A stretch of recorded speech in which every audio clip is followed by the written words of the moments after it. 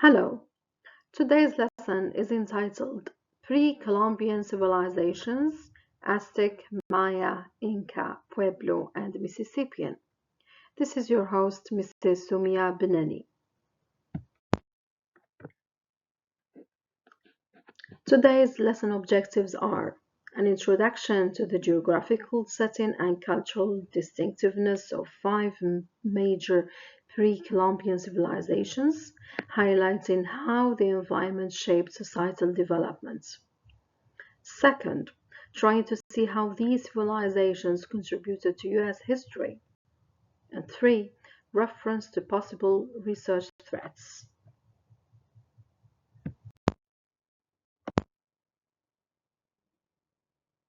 Hello, we carry on with our lesson, part 2 of pre-Columbian civilizations. And we start by the statement to reflect about the Iroquois Confederacy. Well, we will be mainly depending on two books. The first one is The Ancient Maya, written by Scherer and Drexler, and the second one is 1491, written by Chasman. Previously, we asked the question, how did the Iroquois Confederacy influence the framers of the US Constitution? Well, we could say that the Iroquois Great Law of Peace established a confederacy of six nations governed by councils, consensus, and checks on power principles that influenced the early American Federalists like Benjamin Franklin and Thomas Jefferson.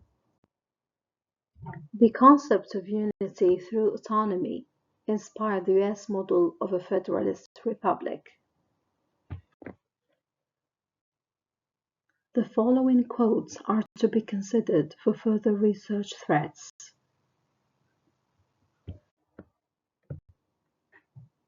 On this topic, we have to reconsider some quotes for further research threads from the reference 1491. In the book of 1491, there's a passage on starting from page 269 entitled The Great Law of Peace. You can find some underlined passages. The first one tries to relate the American spirit of self-reliance to the natives. Another passage that could be found on page 271. Here it is.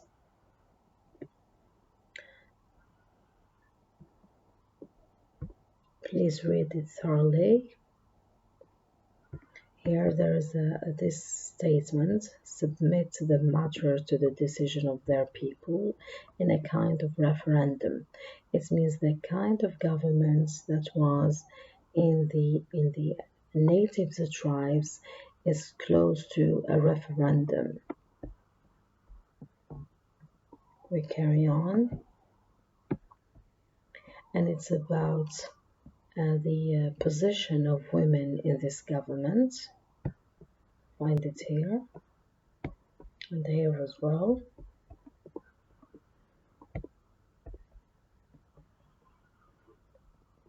We carry on till the next page, 272.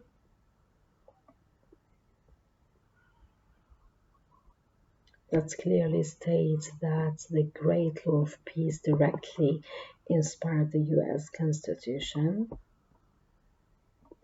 So try to see how it did so.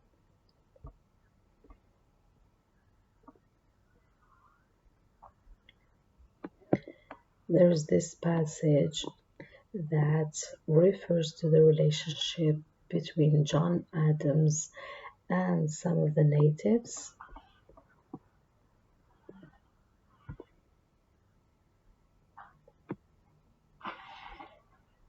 who frequently visited him. There is another founding father, Benjamin Franklin.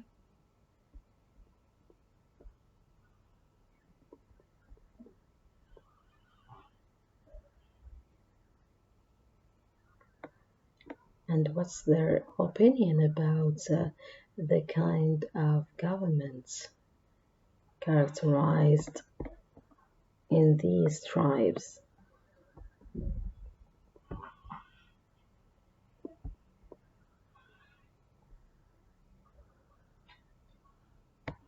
There's this interesting one as well on the next page.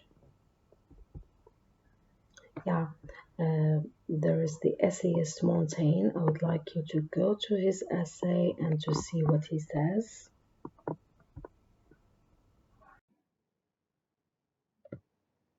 In order to understand the influence of the natives and their way of living on the American history and especially Constitution and law, it's better to listen and to watch the following video.